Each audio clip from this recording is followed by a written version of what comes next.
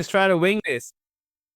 All right, I'm Zach, and this is Brian, and we're just trying something new here. Another friend, Mark, is going to join us here maybe in 5, 10 minutes, and we're just trying a Friday trading room huddle. I said to Brian last night, I wish I was in one of those old school trading rooms when the markets are open. You could be shooting the shit with your buddy, maybe having a beer if it's on a Friday, just watching the markets when you're home sitting in your studio by yourself. It's not so exciting. You miss that camaraderie, like the teamness of being around that. And I wish I had that. So I said, we'll try this today to see what each of us is seeing in the market. No one has a crystal ball. No one makes the rules. Like this person knows everything. Everyone can gain from other people's perspective. And that's why I wanted Brian to come in. Brian, you're pretty new to like the trading game. You've been really immersed in it the last how long? A couple of months. Tell us about what you've been up to. Yeah, so Zach, thanks for having me on. So I was actually telling Zach yesterday, which is funny. I really only talk to Zach and ChatGPT about trading. There's like no one else. I have a lot of buddies who, slightly dabble in it. I've been doing it every day, all day, maybe for the last year, taking it really seriously. Taking my bumps and bruises, learning, but I'm lucky to have someone like Zach that I can bounce some ideas off of daily. And obviously the old ChatGPT has become a really good friend of mine. But yeah, so about, a year seriously. I mean, I started dabbling when I was 18, but it was, nothing serious, kind of watching the old wall news, CNBC, Fox News, and kind of trying to get some stock tips off of there. It wasn't really till I actually joined the Q Wave with you guys last November that I, really started to get serious about it. And you're out there taking real reps with real money. So like you're learning as fast as really as you can. Like I always say this, like anything, whether you're trying to do boxing, skiing, pick whatever your endeavor is. You can read every book. You can like listen to 100 hours of podcasts. But when you get punched in the face for the first time, you're like, shit, I don't want to get punched in the face again. Maybe I'm gonna do differently in the ring than I just did, so I don't get a black eye or a bloody nose. And like that's the fastest only way you can really learn. And you can probably speak to what the emotional part about that is, but until you're actually in there battling, it's not the same thing, eh? 100%, man. And honestly, I feel like trading's made me a little bit colder. I've taken some big losses, especially during that deep seek fiasco in February. I remember, I think like that week, I think I lost like 50 G's, like literally in a week. I was up a lot, but that week I took a serious loss. And I think I've gotten colder. Like sometimes I take losses and I'm like, whatever. I take wins, whatever. I kind of, it just kind of become numb to it. And, Do you think you're try. better at taking losses now than you were even like 2 months ago? Yes, yes, yes. And that's like an emotional thing to you? Like you're like, ah, shit, I just hold on for maybe a little bounce or, and like the maturity, like I know my own self too, is like, and I guess trying to distinguish between trading versus investing, like you buy a company because you see like 2, 3 years out versus like you're trading is like shit. I just gonna cut that emotional capital down. I can get fiat capital again, but if I use my emotional capital up on this particular trade, it's gonna fuck me up for like 2 or 3 more other trades. Yeah, 100%. I have a process and a set of rules that I use, and if it hits a certain point or a certain level and I'm on a loss, I literally just cut my losses because I've held in the past where I'm thinking it's gonna bounce or it's gonna come back and it just keeps going lower and lower. So now, I have a specific threshold where, if it crosses this, you know,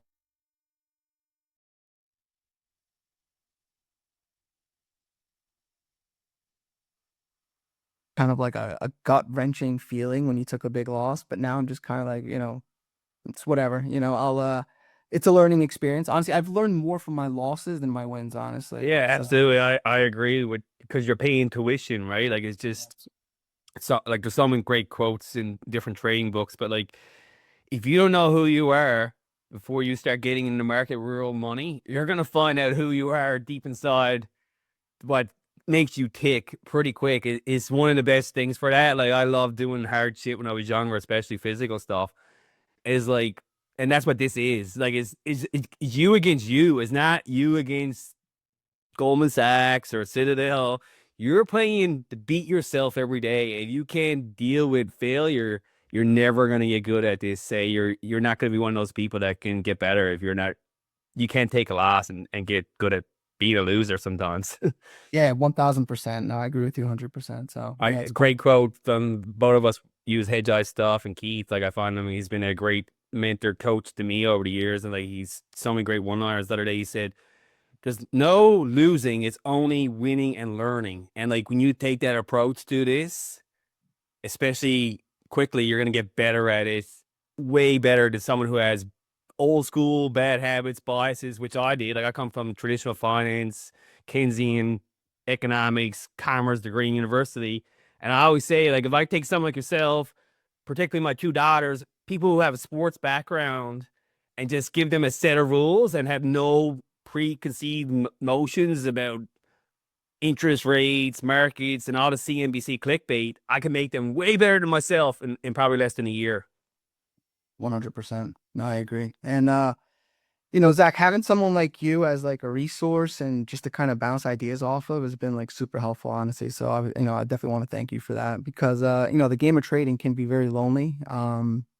There's not, and especially like, it's good sharing with someone that's in the game because you go tell a friend that, hey, I just made XYZ. It's like they almost think like the game is easy, right? But like they don't know about the hard part and the losses and the hours spent trading. So having someone like you, even just to bounce some ideas off and ask questions has been really helpful. So thank you. All right, cool. That's a cool introduction. Maybe what we could do now, like just spend like each of us like 5 minutes, like what our like our morning or our beginning of our training day looks like, and what kind of process we go through, and what stuff we're seeing out there. So if it's good, I'm gonna see if I can share my screen. All right, so we can see this U.S. non-farm payrolls day. So this is like the big macro event of the day today that everybody was anticipating, and I think like the Trump administration kind of this back to what I do every morning. So I look at like investing.com as my go-to screen every morning, looking at basically what the VIX is, the dollar is, and then what the macro data is coming out. And I do like a daily notebook. But like today, everyone was waiting on this.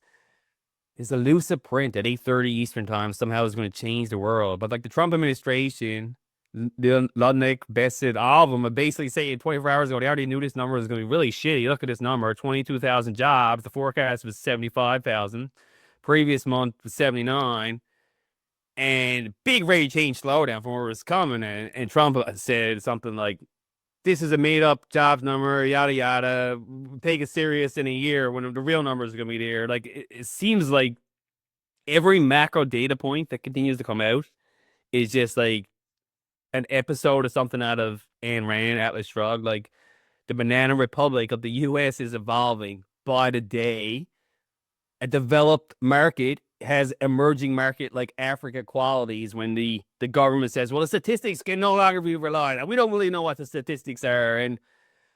But we've seen this pre come out, and when America first opened, the VIX just like absolutely collapsed from like a rate of change standpoint. It went from 17 to down to like 14, and the market like rallied hard off that. Interest rates have like come down big time. Today, like the US 10 year is down like 4.08. Just let's look at this, the volatility reading here today. Because like my thing is I was looking at the volatility driving the bus. If volatility is rising, like it is now, the market is pulling back. And it's like a governor on risk. But like we're still in this like zone here, like 14 to say 18. We're not seeing big movements in price action in the equities. One thing I'm looking at, like through this lens of what this labor data actually is, it also lines up with this graphic here. Like the population of the U.S., how many people did they just kick out that were blue collar, lesser workers, like maintenance people that were immigration? So like, if you get rid of like 300,000 or 400,000 people, you're going to have impacts on the actual labor amount that's needed. But also, the country and the economy is a new economy. Technology, AI is evolving. So traditional jobs are not going to be as demanded. So like expecting that you're going to have like job numbers, 200,000 new jobs every month going forward, it doesn't make a lot of sense in that backdrop. So I'm looking at in my notebook today, like I take higher lows, higher highs in each asset class. These markets here, Nasdaq, S&P, particularly pull back here on the day, but going into the day, I was seeing those new highs on both the higher low part of that market, the higher high part of that market, especially with the volatility falling. I got a lot of stuff highlighted in my notebook. The dollar over here, the dollar index, 97.8.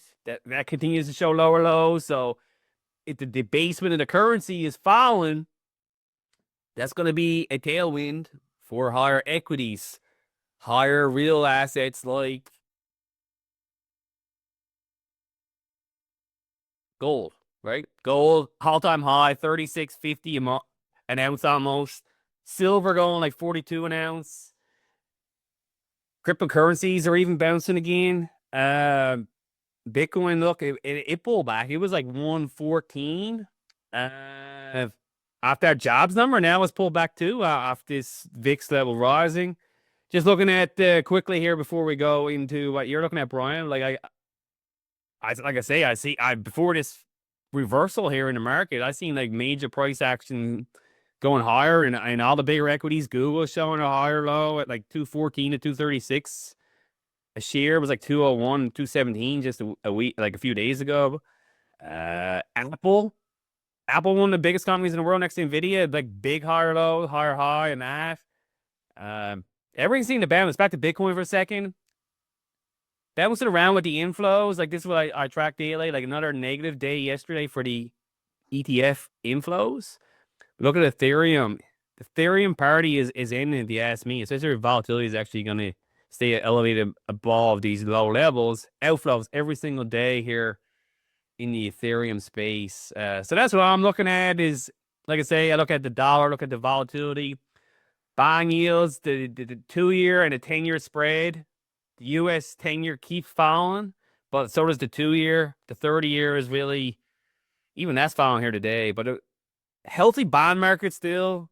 All I see out into the next couple months is stagflation, slowing growth, but not like actual recessionary growth. So ready change growth, not as high as inflation is. So inflation will outpace growth, which stagflation, commodities, gold, particularly more of a currency. Silver, oil should take the boss pretty soon here, and Bitcoin, which I think is a commodity more than a currency as well, along with equities and tech. So that's what I'm looking at. You tell me what you're seeing in your process there today. Yeah, no, no, great stuff, Zach. And just to make a comment there on the debasement of the currency and gold, like you were talking about. So it's interesting. I had my neighbor come over yesterday, having a beer in the backyard, just talking. And I'm into real estate as well, and I was helping out a young lady recently, 24 years old. She makes like $95,000 a year. She was looking for a home out in our area. So, I was taking her out, and these prices are just like insane. So I was talking to my neighbor about it. I'm like, oh, we bought it at a good time. It's crazy how much the prices have gone up. Then we started getting into the conversation how much things have gone up. And then I kind of was like, hey, look, the price of homes haven't really gone up. It's the value of the dollar that's gone down. So we did a little experiment. And when I bought my house in 2013, I priced it in fiat, right? And then I did the same thing. I asked ChatGPT, hey, you know, um, let's say, $250,000 in 2013 in ounces of gold. How much was that? And they gave me the answer. And I said, okay, that many ounces of gold today in dollars, how much is it? And it's funny because my house didn't really go up in value. It's just the actual, because in terms of gold, it's probably the same price. Same, or if not less, it might be actually less ounces. And I do that exercise. It is less ounces. Yeah. You can do it in any city, any year, like in the last 25 years, and it's always the same thing. And I actually put out on my Twitter profile there this morning a tweet around that with the ounces of gold measured in the S&P 500, and it's actually like been steady here since like 2020. Like it's actually gone down. It's only the money that keeps saying, "Oh, the market is going higher." No, the money is losing the value, whether through your house, through the S&P 500, through anything. And like, it's funny when you had that conversation with your neighbor. Like, did he actually start like have a light go off in his head when you started like looking at it that way with him, or? Yeah, at first he couldn't believe it. He's like, no, no, wait, look, the house has gone up. It is it's the real estate, it's gone up. I'm like, no, the dollar buys less. So I actually went through the little experiment on ChatGPT. I was like, hey, $250,000 in ounces of gold in 2013. How much was it? Okay, X amount of ounces. Now, how much is that? Those ounces were today, and it was like 660 something thousand. Where my house is probably worth now, like maybe 650. So it was like even more in terms of gold, a little bit more, but it was like right in line. So then when he started to realize that, he's like, wow, wow, that's true. Like, and I'm like, dude, they just keep printing this money, like, Yeah, and they come out and like the inflation target, they have a target as 2%, but it never ever hits there. Like it's 3%, and real world inflation, as we know, is way more than that. They're basically telling you like every year we're gonna rob 3% of your purchasing power for you. So like over time, yes, that's the rule of 72 divided by three, even if it using the own government's measurement stick. 25 years at the government's own mandate, they're going to take half the purchasing power. So unless you own an asset that is not going to be debased by a government, you're left behind, right? With this inflationary backdrop. It's so yeah, scary.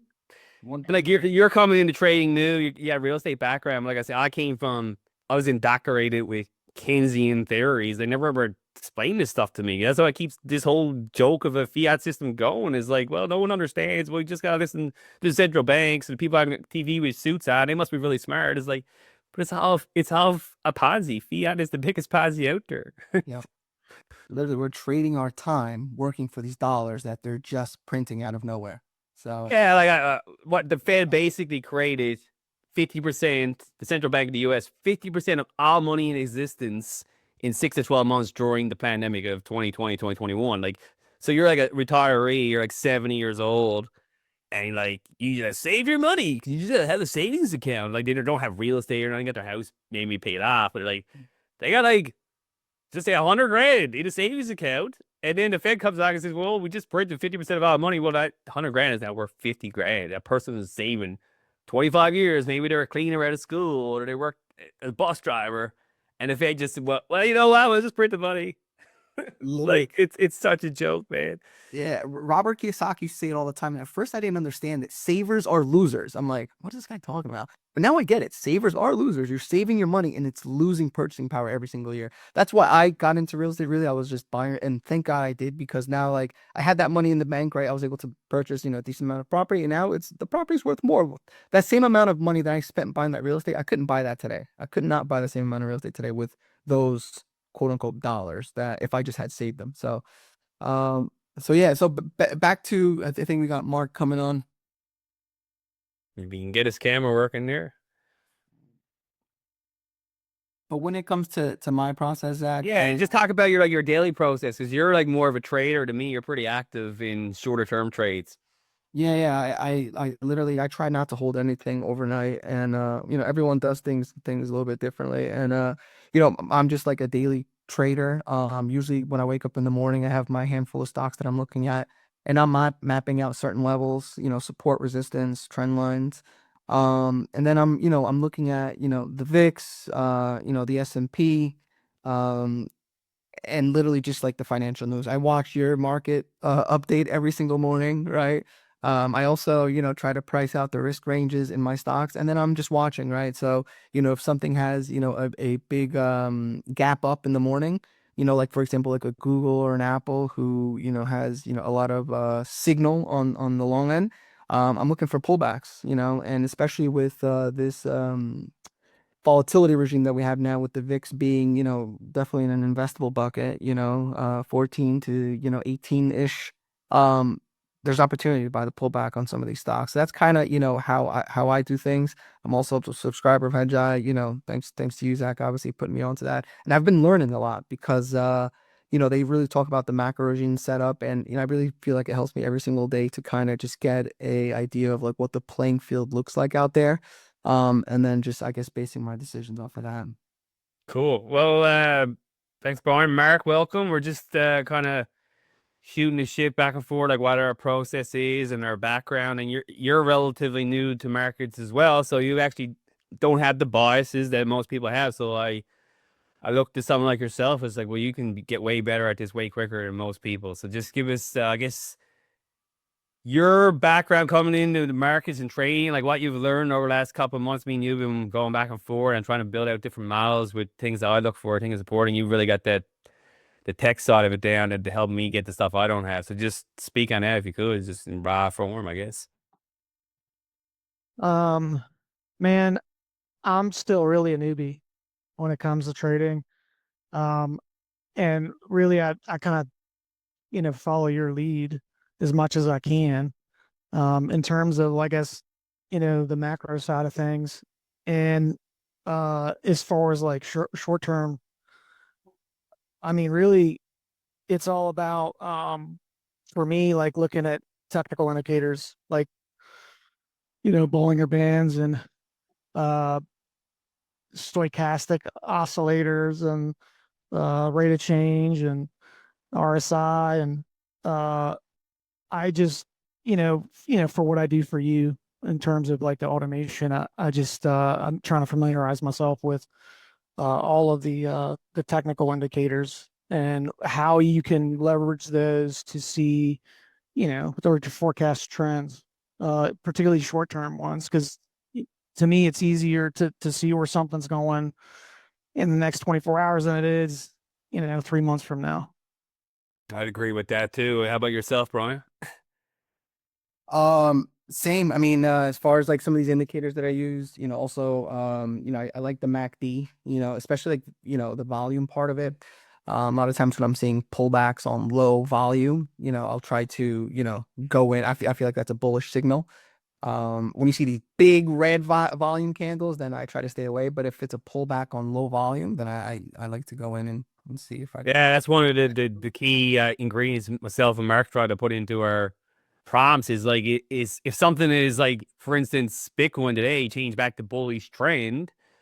Well, why did it happen? Because it had movement on flows that were above average. So when you have a trend change from bearish to bullish and it's on accelerated volume, and then it pulls back to like the low end of that range. It's like, okay, now this gives me more confidence to start adding into it. Like for looking vice versa at that right now, like to me, gold is stretched. Like long term, me, Brian just talked about the debasement. Gold probably goes to 10,000. Pick some random big number in the next few years. Like the printing and the government spending won't stop. But along that time, it's going to be massive drawdowns, like 36.50 an ounce. I remember I did a video like earlier this year. It's like, man, gold's going to hit 3,000. Here we got 3,650, and like no one's even saying anything. So gold, massive like long term bullish trend here now, tail trend, lots of like tailwind behind it, but like it's extended. So I'd be if I was playing just gold as a trade, like physical gold as a paper trade, or I'd probably take some chips off the table here, like 36.50, and wait for it to pull back 34.50 or 3,500 even again because it's just been in such a run. Buy the dips, sell the rips. So Yeah, that's what it comes down to. It is, and back to like what you the takeaway at the beginning is like taking losses. Like if you were going to be an active trader, you're not going to be like a buy and hold person. The other way as well too. Like so, me and Mark were going back and forth about MicroStrategy, like everybody's favorite stock. And I was like loading into that thing when it was bullish trend a month ago. All the momentum, especially coming out of the quarterly meeting I listened to, I was like, oh my God, this company and all this. But then it started to lose signal. So signal trumps the narrative. Yeah, great. Long term, Bitcoin is $1 million and he owns all these Bitcoin. It's gonna be worth X. But in the immediate term, the signal was saying something's off with this thing, and it kept pulling back. And I'm like, the mark is like, I think it could be saying that he's not going to get included in the S&P here when everybody expects the way it was trading. Because I think if it was going the other way, it's like someone already knows. Someone always knows, and you usually see it in the price show up before it's like, oh, there's a news story that confirms what we thought. So Mark, like your thoughts on that, because you're kind of getting some more like, oh yeah, I see what you're saying there. Well, I think it's interesting what you had sent me yesterday about the Nasdaq regulating the Bitcoin treasury companies. That is, it's sort of frightening, but it's also uh to me like it's something that the SEC should be regulating. Individual exchanges, maybe Bitcoin treasury companies need their own exchange. But just before you jump into that, it's like back to what I just said. we're trying to figure out what the hell happened with these Bitcoin treasury companies over the last month. They were left for dead. Like I go in sometimes on level 2 at the bid ask, and there's nobody on the bid, like literally nobody. So someone who's selling, they just died or they got divorced. They're selling indiscriminatory. There's no one on the bid. The catch so just gaps down massively. Was that the signal of this NASDAQ news that just got announced yesterday? Like the signal was saying this is something like this is going to happen, right? So it's just speak on that NASDAQ thing a little bit more. Maybe people don't know what came out there. But I don't know if you knew about this. No, I didn't. Yeah, so it turns out I think that the NASDAQ doesn't like the way that things are playing out with the Bitcoin treasury companies, and I think a lot of people are probably butthurt about companies indiscriminately buying Bitcoin.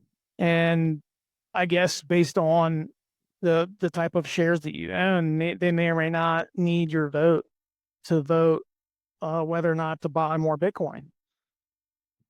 So the NASDAQ is, I guess, trying to put some guardrails there on the indiscriminate buying of Bitcoin.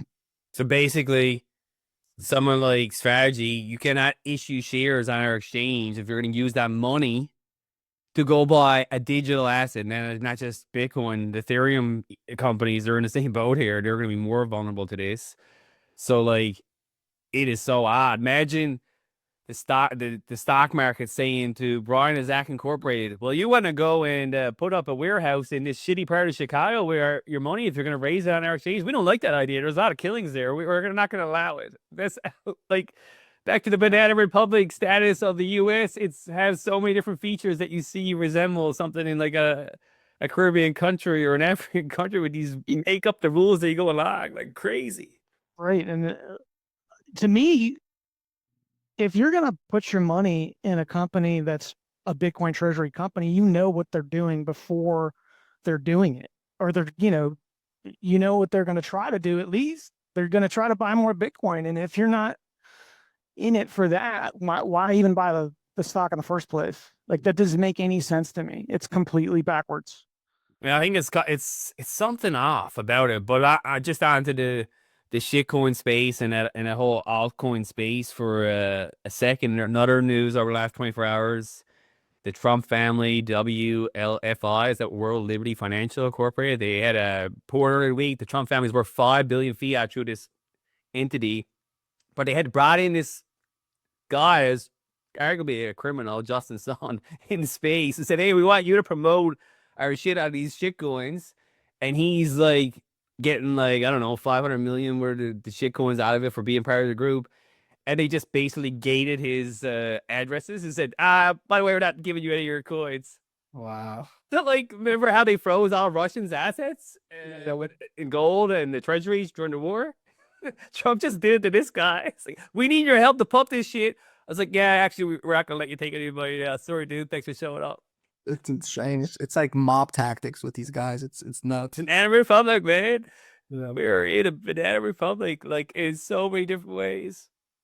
That's nuts. So just pay out the Banana Republic. How much higher does gold and Bitcoin and stuff go in this backdrop? Like, I think that's the people are like so focused that day to day and what week to week, which we're talking about here as trading, but like long term, like where is all this going? Like, is gold like 5,000 in 2 years? I wouldn't be surprised. Yeah, I mean the way they're printing these dollars, right? And back to our example of price and real estate and assets and gold. I mean, the way they keep inflating the money, I think so. It can only go up. So, but Zach, what are your thoughts on the flows? So a lot of times when I'm trading, right, I have alerts set up on a lot of these companies, like with some of these trend lines, and it seems like at certain times of the day, I'll have like 7 alerts all hit at one time, and all stocks will move in the same direction. And I'm guessing that's because of the big inflows, some of these vol control funds. Can you talk a little bit about that and how, they kind of move markets?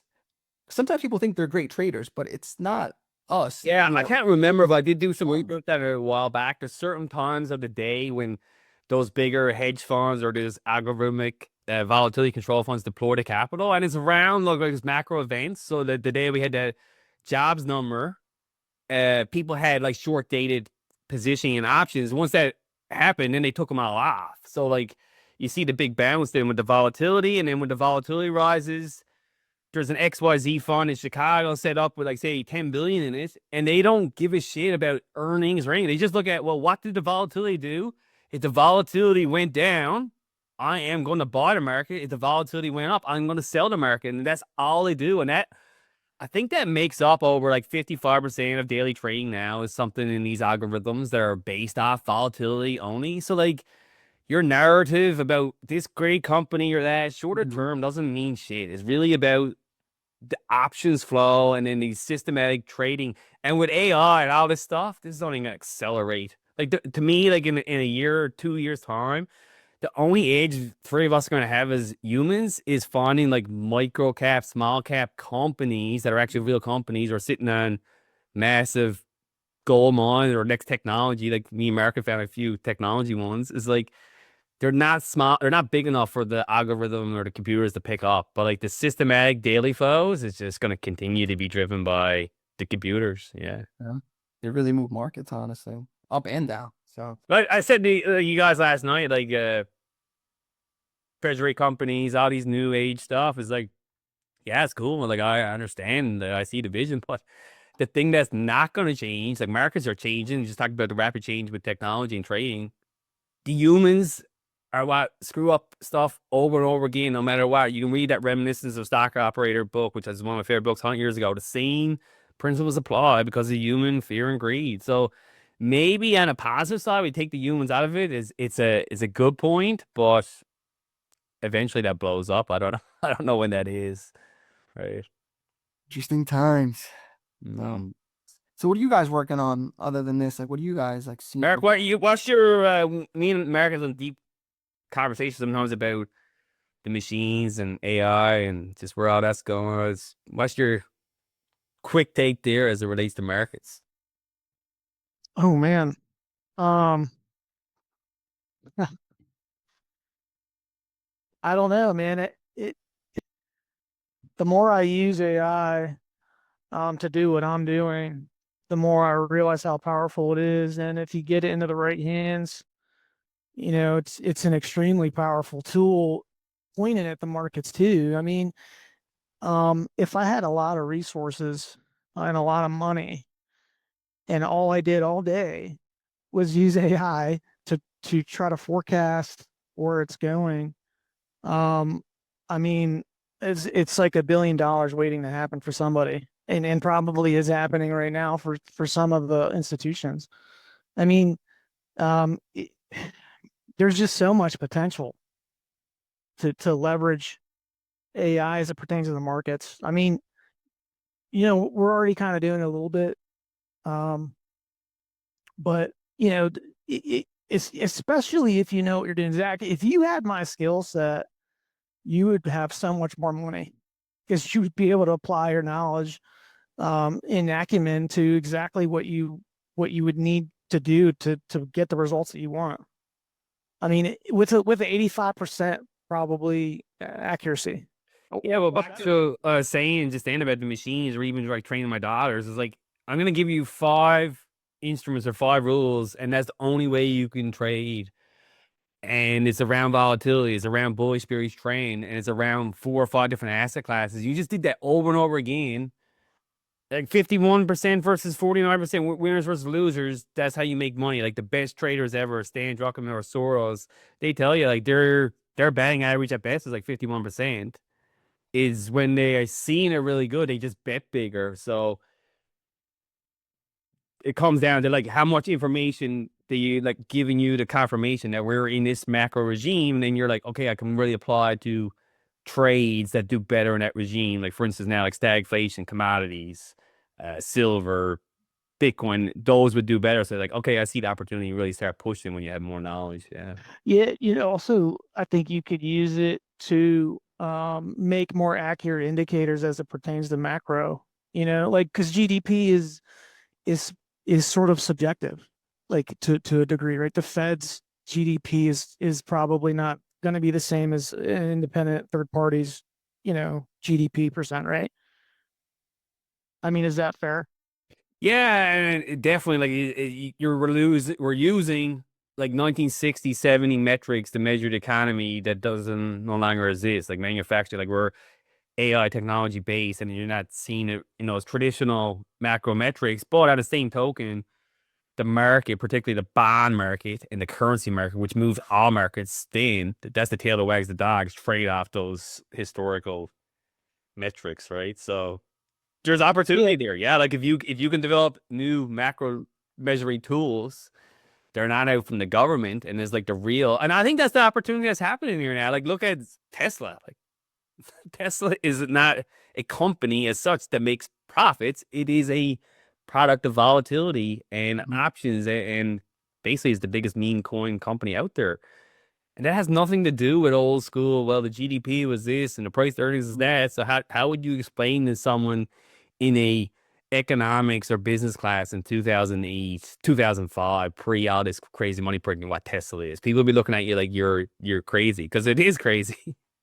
Yeah, they lose money all the time. And you're right, it's all about the flows, right? So, Mark, you having this technical background, is there a way to know or write some kind of code that kind of sees in real time like large swaths of volume by these big vol control funds, like where that capital is being placed, and kind of try to identify that and ride that wave with these guys? Is there a way to see that in real time? I know there's volume profiles on like TradingView and stuff like that, but I wonder if there's something on the back end where we can kind of track like in real time when Yeah, massive flows are being sent out into the markets.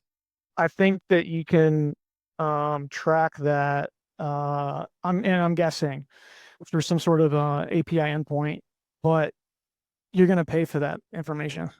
It's not free. Yeah. Most of the really good information out there for people like me, um, there's going to be people like working for institutions like BlackRock, and then they're going to have all of the really good endpoints because they're paying for it, and it's probably really expensive. So there is sort of that aspect of it, but I mean, there's probably ways to get that.